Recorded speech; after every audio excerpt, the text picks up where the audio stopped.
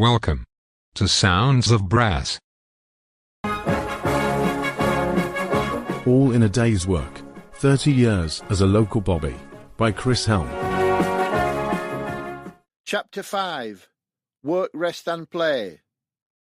My regular patch was now 3-beat, with the occasional variation onto 5-beat, which was the Merrion Centre area. Working in the Merrion Centre was very busy during the day, as it was virtually all retail outlets. But at night, when these were all closed, the centre was busy with nighttime revellers, all out for a good time. It was then that a different style of policing was adopted, particularly over the weekend. This is when it seemed more important to fill the J4 van with prisoners than trying to talk to them and encourage them to behave. It was better to do this than create a confrontational situation, with their arrest being the end result anyway. The Merrion Centre was opened in 1964 as an open-air shopping centre, but a roof was installed in the early 1970s. It was one of the first centres to have a mixture of businesses, both retail and commerce, alongside a number of entertainment facilities. There was always a warm welcome at what was the best tea spot in the Merrion Centre, the Emergency Doctor's Service office on the first floor. It was also a brilliant place to shelter from the rain. If you knocked on the door, a cup of tea was always available, but you had to always be ready to receive a call and make a dash for it. 862, location for the inspector. That was the call I was hoping not to get. Well, not until I'd at least finished my tea. It was time to go. This was when you had to be really smart, because you had no idea where the inspector was, and you needed time to get from the tea spot to somewhere you knew he wouldn't be. 862 to control. Are you calling me? Your message is breaking up. On the top of the transmitter part of the Pi radio there was a vent, and we all knew that if you ran your thumbnail over it, it made a clicking sound. If you did this fast enough, it made your reply almost inaudible to the control room staff. While this ploy did buy you a certain amount of time, that was only the start of it. Because if it was raining and your overcoat was dry, the inevitable question from the inspector would follow, "Where have you been then?" Thankfully, there was no sign of rain when I saw the inspector waiting for me on the ground floor. I approached him, stood to attention, and gave him a perfect salute, which he returned. I had not seen him before. He looked like someone from one of those Second World War films. He was every inch of an ex-RAF type, complete with a curled moustache. He was very pleasant, asking me about how I was getting on, where I had come from, and if I was liking the job. He mentioned the fact that he was new to Milgarth as well. I should have realised that he had just lulled me into a false sense of security. As he signed my book, he said, "Oh yes, PC Helme, before I go, can you tell me the definition of a firearm?" It was almost 1 a.m, and you can well imagine the strong swear words that came to my mind. That was the longest and hardest definition we had to learn at Panel Ash, and I could never remember it. Now, should I get it wrong, or be honest and admit I didn't know it? "Sorry, sir, I can't remember." At this the inspector left, and I never saw him again. I was still getting hassle from the inspector about PRs. 1 or 2 arrests and a few parking tickets were not getting me into his good books, although I now had more confidence in dealing with the public. I thought a few more parking tickets would at least boost my numbers for the thrice-monthly return I had to submit, and would show that I was trying. There was one thing that always puzzled me when I was dishing out those tickets. It was the road without a name in the Merrion Centre. In 1966 and 1967, the City Council brought out local traffic orders that restricted parking on a road that went through the Merrion Centre between Coburg Street and Woodhouse Lane. From the available information, it appears that this road had never been given a name. Even on the City of Leeds order, the schedules show that this road is referred to as the unnamed road, Merrion Centre. Since then, however, the centre had gone through a number of changes, and the road has disappeared to become another part of it. Another reason I have for remembering the Merrion Centre is the time I did something that I promised myself I would never do again. Using my warrant card to get into a club for free. One of the lads on the shift asked if I had been to the beer cellar at the Merrion Centre. I had never heard of such a place, but I thought there was nothing to lose, somewhere where there is an umpire band, raucous singing, dancing on tables, and glasses that contain beer almost a foot deep. It couldn't be all that bad. It was something to look forward to. When we arrived at the beer cellar entry door, there was a long queue of people waiting to get in. "Show the doorman your warrant card." That was the instruction I got, and as soon as he saw them, we were pushed in through the doorway, nothing to pay. The place was packed, and yes, there was singing, dancing on tables, and glasses of beer, the likes of which I had never seen before. The girls serving the beer were carrying two in each hand, and appeared to be spilling the top couple of inches as they made their way to all the long tables, where people were either sitting at benches or standing on the tables themselves. We had been there about an hour when a fight started. I think someone's beer glass, or stein as they were called, was knocked over. As soon as the fight kicked off, others began to join in, and it was obvious that the girls serving the beer couldn't do anything about it. Male members of staff raced in to break it up, and the umpire band still playing and people on the other side of the room totally unaware. They kept on singing and dancing. Some of the benches were now being tipped over, so the two of us hid behind one of the tables. This was until one of the male members of staff, who was trying to put the dampers on the fight, looked at us and said, "Hey, lads, have you seen two coppers in here tonight? We need their help to sort this lot out." The other lad and I just looked at each other. No chance, I thought. We never actually spoke a word to each other, but we understood each other's body language. It was time to get out, and get out fast. We found our way to the rear emergency door, hit the crash bar, and spilled out into the night air. We had no time to stop. The night shift and the J4 vans would be arriving soon. Thankfully, we got away with it. From that night on, I swore that I would never take advantage of my warrant card again. No more visits into the big city for me. I'd stick to local pubs from then on, or wait until I had a day off and could enjoy a night out back home in Brighouse. One place I did find was just down the road from my digs, the Astoria Ballroom. This turned out to be a great place, without any trouble. It was here that I remember watching some of the big World Championship boxing matches on a colour television. The nights Muhammad Ali was fighting, the place was packed and not a bit of trouble. Someone suggested that I ought to try another well-known local pub for a change, and it was also just down the road from my digs. This was the Ford Green, which was in the middle of Hare Hills. Although I had gone past it on the bus, I wasn't aware of its reputation, but I was quickly made aware. I only went there once, and only made it as far as the front door. This was certainly not the place for a young, impressionable lad from Brighouse, and certainly not a place where a young constable should frequent either. Well, not without a flak jacket and turning up mob-handed. It seemed safer to stay in during the night, but I was beginning to become really fed up with the digs. I started to take every opportunity to go back home. I even began to leave a change of civic clothes in a locker at the railway station. A quick change, and I could catch the train back to Halifax or get the bus home. After the 2 p.m. to 10 p.m. shift, I went to the station and got changed.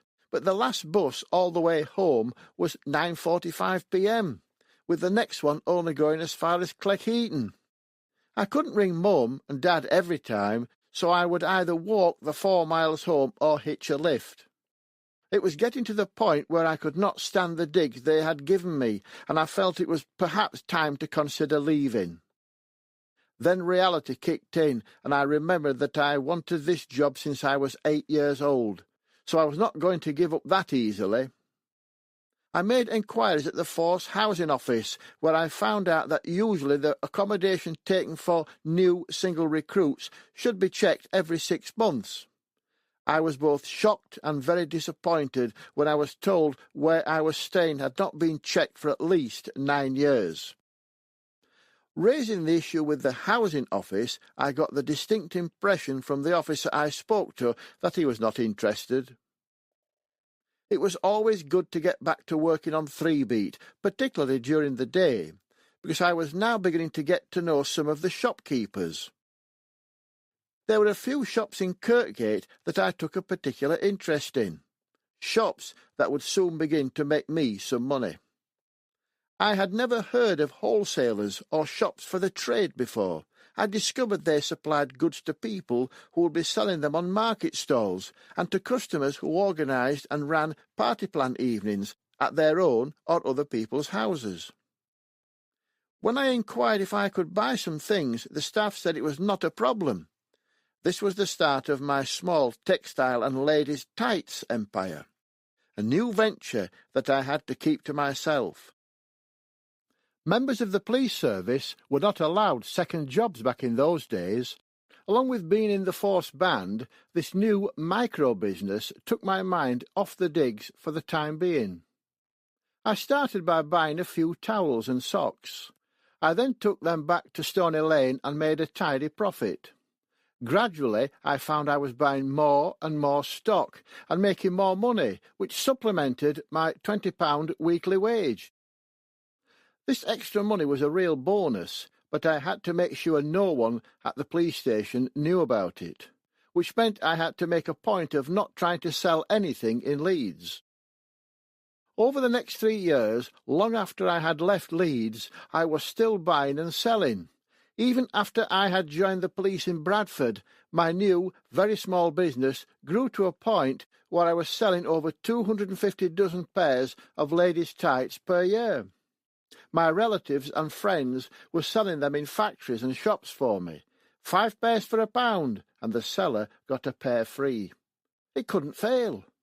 It eventually got so big that I decided to pack it in, as it was becoming almost a full-time job, and there was a distinct possibility I would be found out. But it was good while it lasted. Another memory I have of Kirkgate is during the power cuts in 1970, which caused serious problems for traffic driving round the city centre. This was particularly difficult when all the shop lights, street lights and even the traffic lights went out. After being taught basic point duty at Panel Ash, this experience was completely different. The city centre tea-time rush was in total darkness, except for car and bus headlights and a propane gas bottle with a long rod on the end. When the authorities turned up with the bottle and ignited the gas, it only created a flame barely bright enough to illuminate the immediate area, and it was a frightening experience.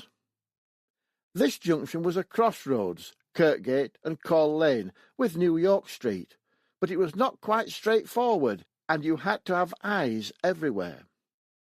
These were not only to look out for collisions, but also to make sure the cars did not run me over or crash into the flame-throwing gas bottle, causing a possible explosion and frying me. I was to undertake point duty many times after this first experience, and after getting through it unscathed, it was something I always enjoyed doing, because I thought myself to be pretty good at it. I have a lasting memory of the very busy Duncan Street, Ball Lane and Lower Brighouse crossroads. I was assigned to this junction on a day when the sun was scorching, and I was wearing my full-length overcoat and the compulsory high-visibility, full-length, white, cricket umpire-style coat on top of that. I well remember that late summer Saturday afternoon, 4.5 hours, with sweat pouring off me, and my thick cotton shirt with its detachable collar sticking to me like a raw egg on a sheet of glass. When my shift had finished, peeling it off was going to be very painful. As the end of 1970 drew to a close, I found myself working in City Square on New Year's Eve. I was deployed with others from our shift to surround and guard the statue of Edward of Woodstock, who was better known as the Black Prince. He was the eldest son of King Edward III, and someone who was very successful at a number of important battles. From the unveiling of the Black Prince monument in 1903, City Square had become a magnet for generations of revellers who all wanted to celebrate the arrival of the new year. The inspector divided us into pairs to keep the crowds back. He paired me up with Big Dave from 5 Beat, and we had the job of ensuring the crowds did not climb on the monument. "You'll like this job," Dave said. "Come midnight, every female in the square sees it a challenge to snog at least one policeman, and then, if they can, they'll knock your helmet off. If they manage to do it, you'll never see it again, so make sure your chin strap is down." If that was the only problem, this was a duty I was going to enjoy. "But watch out," Dave said. "As soon as the clock strikes midnight, the bottles will come flying in as well." "Thanks, Dave," I said. "That's put the dampers on a good night." He gave me some sound advice about the flying bottles. "Don't worry too much about the clear glass beer bottles. You'll see those coming. By keeping at least one eye looking skyward, you should be able to dodge them." But he was anxious to let me know about the Newcastle Brown Ale, brown-coloured bottles. When they come in, you don't always see them.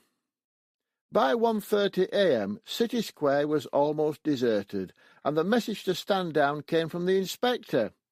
This was the first and only time I worked in City Square, and there would be many more shifts working on Christmas and New Year's Eve in the future. The one shift that no one ever looked forward to was the early turn on New Year's Day. This meant no beers the night before, and the New Year's streets that morning were always deserted. As well as the Black Prince monument in City Square, there is also the elegant Art Deco Grade II listed Queen's Hotel, which was built on the site of an existing building in 1861. In 1937 it was remodelled and reconstructed by the architects W. Curtis Green and W. H. Hamlin for the London, Midland and Scottish Railway. Between 1948 and the early 1980s it was part of the British Transport Hotels Group. With the railway station directly behind the hotel, a road had to be constructed at the side to give access to the railway station. In 1970, this section of the road had 7 floors of hotel rooms flying over it, which created a small tunnel. Underneath the tunnel, the road had been laid with a composite rubber surface, and it was known as the Rubber Road. Legally, the roads and pavements in front of the hotel were the responsibility of the city police, and the Rubber Road was the responsibility of the British Transport Police. "Control to 862. Receiving, go ahead. Can you attend a road accident outside the Queen's Hotel? No injuries?" "Yes, over." On arrival, a crowd of people had gathered outside the hotel, standing at the point where the Rubber Road joined the tarmac road surface, who were very quick to point out that the 2 vehicles were now on my side of the Rubber Road, and therefore the accident was there for me to deal with. As they walked away, I asked the drivers if they had moved the cars since the accident. "No," they said. "But those 2 policemen told us they had to move the cars forward so other cars could get past." They pushed both cars off the rubber section of the road onto the tarmac. "So the accident actually happened over there?" I asked. "Yes, officer." When I arrived back at Millgarth to sort out the paperwork, Big Dave and a few of the older lads on the shift pointed out that I had fallen for an old trick. This was one the British Transport Police liked to pull on a recruit who had turned up at the Rubber Road for the first time. Well, once bitten, twice shy. That was the only time I fell for that one, and in fact I got my own back on one of their officers a few months later when I pushed a car back off the tarmac and onto the rubber road.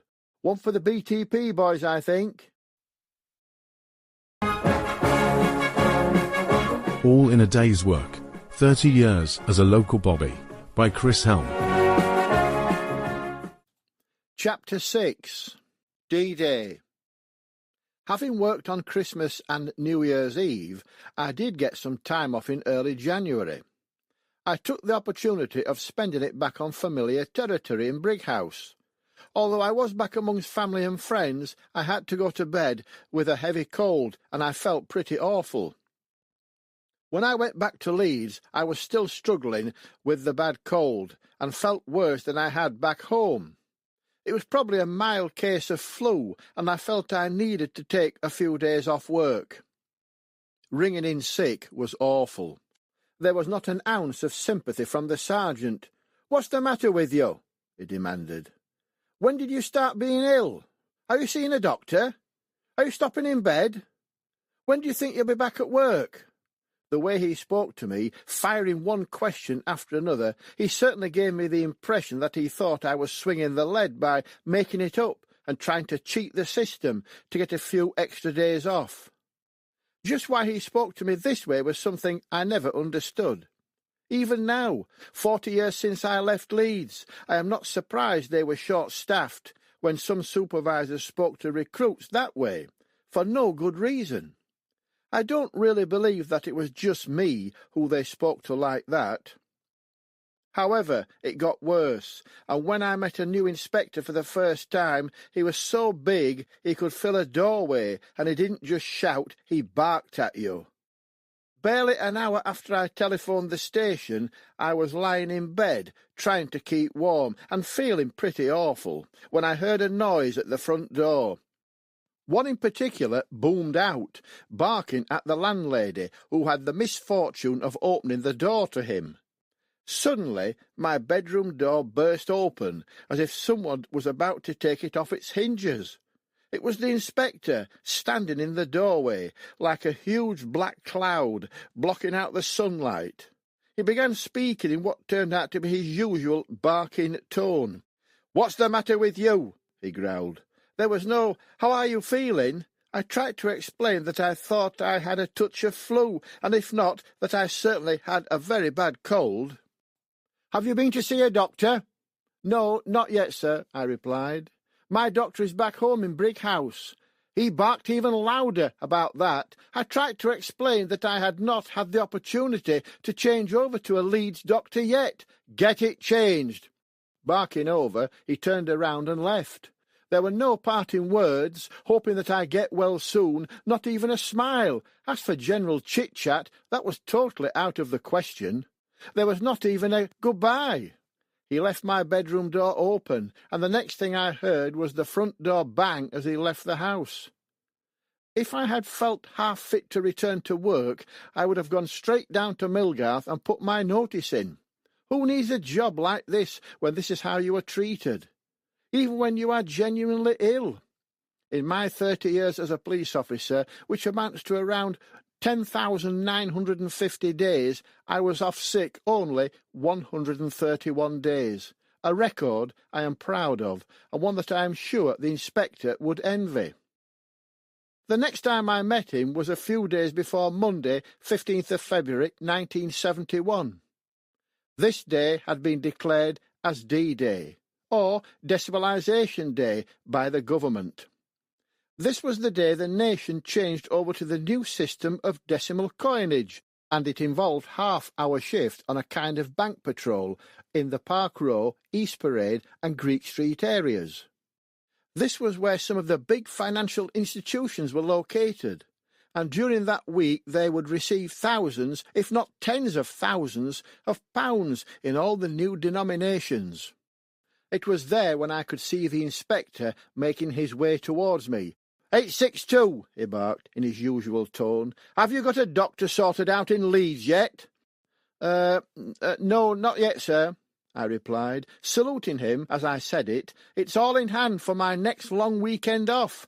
"Make sure you get it done," he said. "Now give me your pocket-book." He took a quick look inside, followed by his squiggled signature, and off he marched. I had no intention of saluting someone who couldn't be bothered to face me as I saluted him. During my police service, this inspector was not the first supervisor wearing pips I met who didn't deserve my respect. As far as I was concerned, with these kind of supervisors, I was saluting the uniform, and I had to respect the rank and what it stood for, but I did not have to respect the person wearing it. We had been on the bank patrol for 3 days when there was a real panic. One of the delivery wagons carrying the money tipped over and money was strewn across the road. The flat-back wagons carrying the money had it all in railway carriage boxes, which were lifted off the trains and then placed on the back of the delivery wagons. No one seemed to know just how the wagon tipped over, but I knew from my memories of working in Halifax that the railway boxes had to be locked in place on the flat wagons. My conclusion was that this one had obviously not been secured properly. With 2 or 3 of us all trying to surround the money bags, picking up the 50-pence pieces at the same time was a real challenge. They covered half the road. A few days after the bank patrols came to an end, I had to go on a 4-hour course at Millgarth with the rest of our shift. It was not to be taught some new city council regulations or some important new law the government had brought in. It was 4 hours of being taught how to convert the old pound, shillings and pence into the new decimal coinage. It was felt that perhaps some of the more fly-by-night traders might try it on with some of the older shoppers, and that the local police would be on hand to help. It was also during this period that I had to help guard the new northern branch of the Bank of England, which was under construction in King Street at the time. Working alongside the security man, he gave me the grand tour, including a visit to the room where all the money was going to be delivered.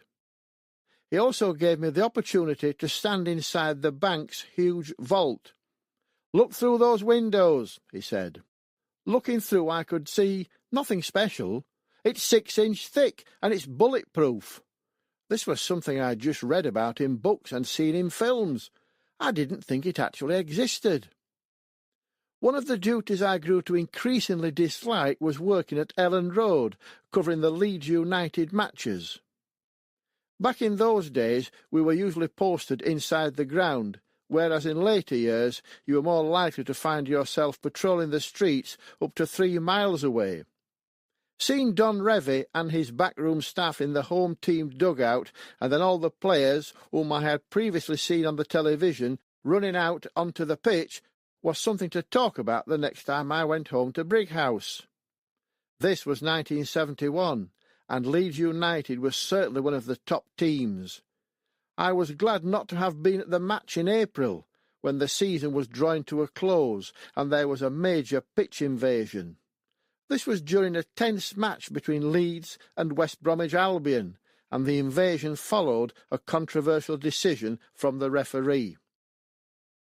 On one of my earliest visits to Elland Road, I found myself on patrol inside the ground, just a few yards from the players' tunnel on the cinder track. The ground was packed, the whistle blew, and the game was off at a furious pace. It wasn't long before the referee blew his whistle, and then it happened. The crowd at the Kop end almost fell silent in disbelief as the referee signalled a free kick against Leeds. A lone voice screamed out above the silence, causing my head and that of the inspector standing next to me to turn. "Referee, you black bastard, can't you see?" I was immediately able to pinpoint the offender, a middle-aged fat bloke standing and laughing amongst a crowd of his match-day friends. The inspector looked at me and said, "Did you hear that?" "Yes, sir," I replied. "Can you make out who said it?" "Yes, sir." I was able to point him out directly. "Well, I'm not having that. Go and lock him up." "Sir, he's halfway up the middle of the Kop amongst 18,000 spectators." "Just go and do it. You'll be okay. But, sir, just do it." I made my way to the stand. "Police emergency. Excuse me. Coming through. Excuse me." The crowd was unbelievable. No pushing, no shoving, and no one even spat at me. Halfway up I found the person who made the comment. I had a decision to make now. Did I arrest him, and did I honestly expect the crowd and his friends to let me take him away to the cells at the back of the ground without a struggle? No chance. I decided to give him a warning. He actually apologised and thanked me. He probably expected to get locked up, but to me this was practical policing under the circumstances. As I made my way back to the inspector, he said, "Well, where is he? What happened?" I needed a quick answer. I thought, don't forget, Chris, this is Leeds. They like filling up the J4 vans with prisoners at every opportunity. "Sorry, sir," I said, "but he managed to disappear into the crowd, and I couldn't find him." The inspector mumbled something at me, but I wasn't bothered. I thought I had done a good job. I felt this even more so when the match was over and we were back in Elland Road, escorting elements of the fans back to the city. I saw the fan again, who, as far as the inspector was concerned, had managed to escape me arresting him. He waved and mouthed thanks, and he was off singing with his friends after the 1-0 win to Leeds. The referee on that day was a well-known top British referee, someone who officiated at many of the big matches. The only aspect of him that was black was his refereeing outfit, black shirt and black shorts. Over the next few weeks it was getting to the point where I was going back home to Brighouse as often as I could. It all finally came to a head with the sergeant after I was late 3 times. I know that anyone who works shifts will inevitably be late at some time, but 3 times in the space of a couple of weeks made me aware that he would give me a hard time.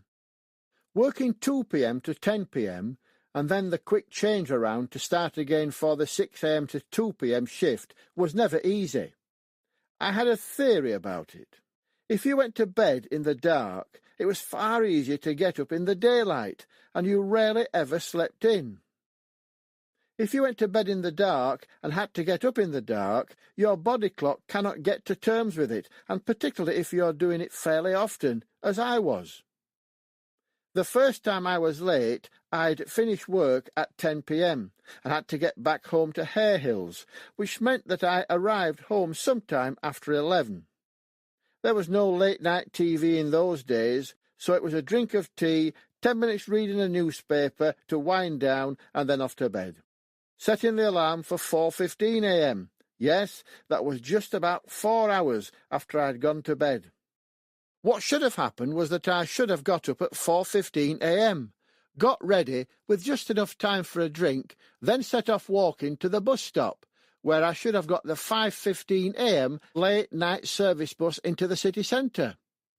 I had to make the dash through the open market and into the police station to be on parade for 5:45. Back in those days, the rule was that you had to parade 15 minutes before your shift started, which was time you did not get paid for, and something the older members of the shift resented. The first time I was late, the sergeant gave me a bawling out. "Why are you late, PC Helme?" "Sorry, Sergeant, but I slept in.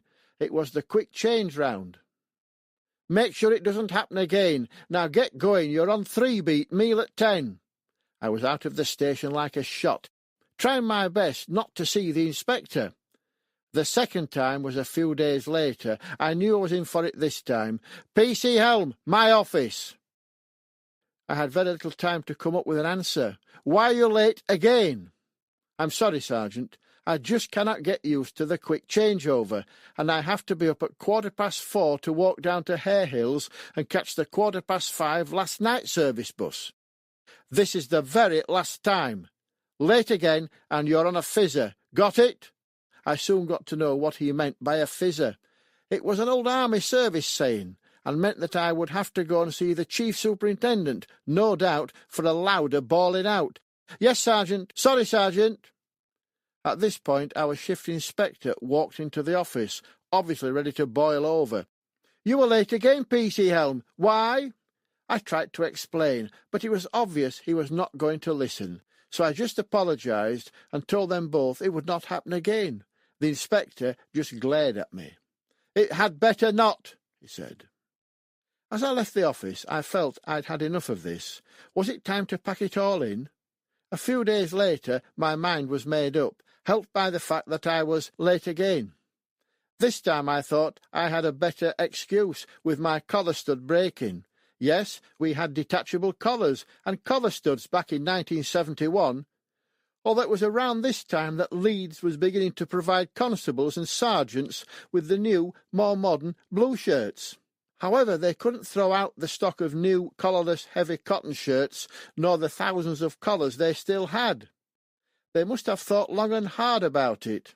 Well, for all of 10 minutes, before deciding, we'll issue them all to the probationer constables. Now, considering few probationers would have ever worn a collarless shirt and detachable collar, using them was always fraught with danger. While some recruits living away from home for the first time might have been able to use a needle and thread, no one knew what to do when the collar stud came apart. I know we should have all had spares, but lads don't think like that. We assumed we would never need them. However, this is exactly what happened to me, and it ensured I was going to be late for the third and what would be the last time. There I was. It's 4:45 a.m. I'm half-dressed, and the collar stud comes apart. I am left holding the two broken halves, and I have no spare. I didn't know whether to cry or swear, and in the end I think I did a bit of both. Then I had a brainwave. Like most lads in the 1970s, I also wore cufflinks. I would try and use one of those. I carefully threaded the cufflink through the collar and shirt, and it worked, as long as I didn't sneeze or turn my head quickly. But I knew I was going to be late again. After arriving at Millgarth, I went straight to the sergeant's office. "OK, Sergeant," I said. "I know I'm late again." But before he could go into one of his rants, I told him what had happened. He obviously wasn't interested, as I tried to explain. Through the glass door, I could see the inspector walking towards the office. "Right, PC Helme, this is the third time. The sergeant will put a report into me about your repeated lateness, and I will forward that to the chief superintendent, who will send for you. He will deal with it." There was nothing to say at that. "3 beat, meal at 10, said the sergeant. I saluted the inspector as I left the room. About a week later, I found a report in my pigeonhole. It was the one I had been expecting, and informed me that I had to present myself at the chief superintendent's office at 2 p.m. I went to the sergeant's office and told him I had the report, and we arranged to meet 10 minutes before my appointment, so that he could take me to the chief superintendent's office. I had never met him before, but I knew that I was in for some earache. Standing outside his office, I saw something familiar at the side of the office door. A set of traffic lights, just like the ones they had at Cliffield School all those years ago. "When you go inside," said the sergeant, "stand a few paces back from his desk. Come to the halt, and don't forget to salute. When you have gone inside, I will close the door, and I will see you back at my office." I didn't reply. Red. It was time to quake in my boots a bit. Do I just stand there and take what is coming, or do I let rip and point out how badly I think I have been treated since arriving here?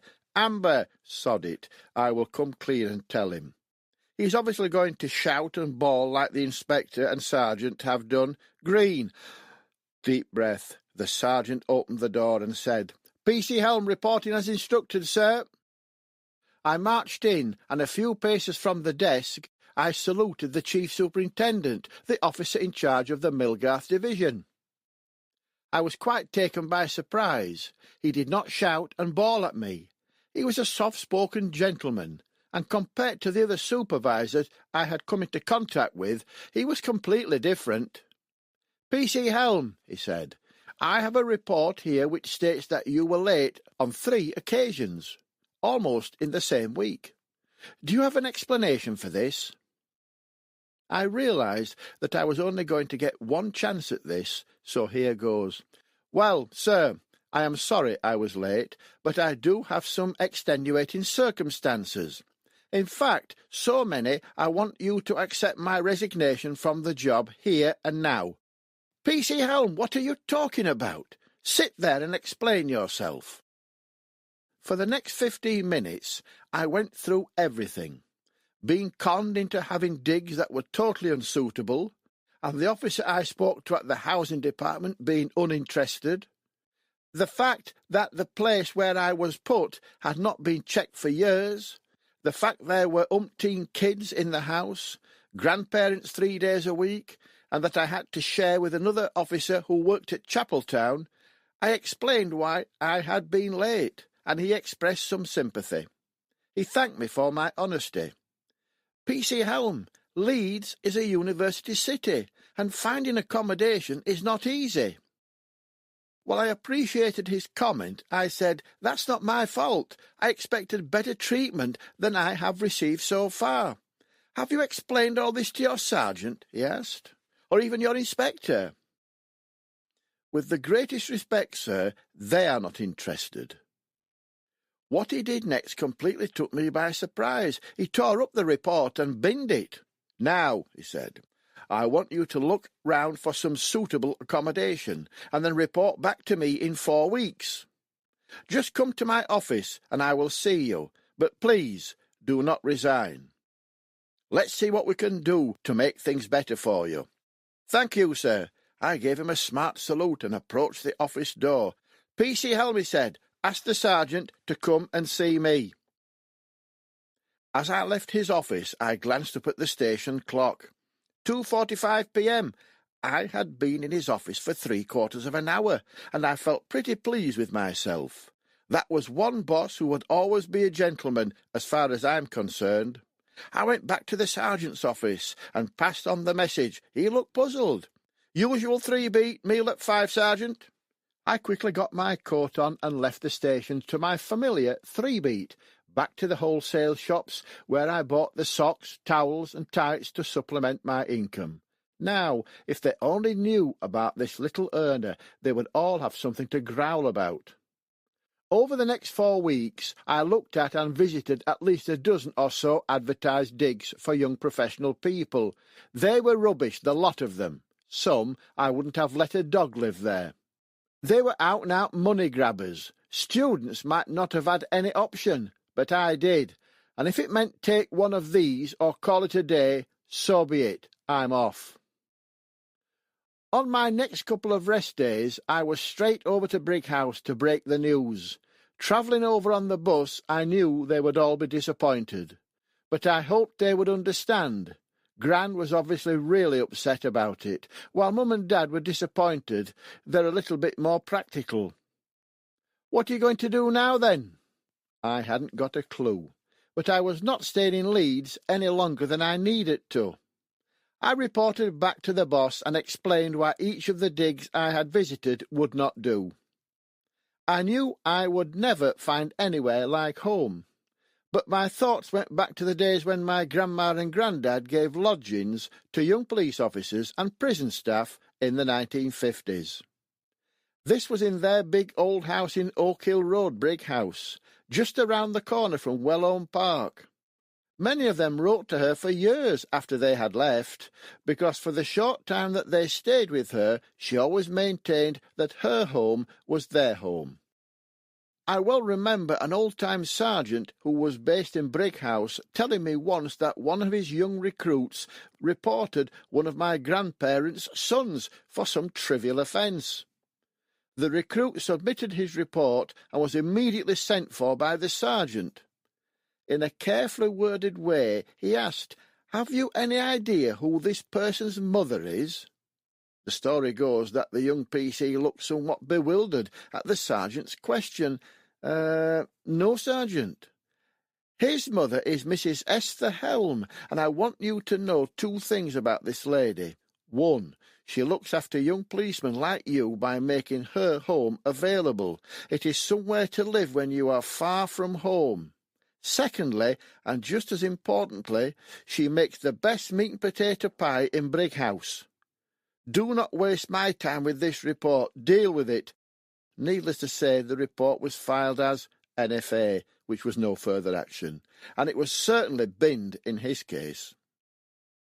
I submitted my resignation to Leeds City Police, and I left a few days later with all my outstanding leave.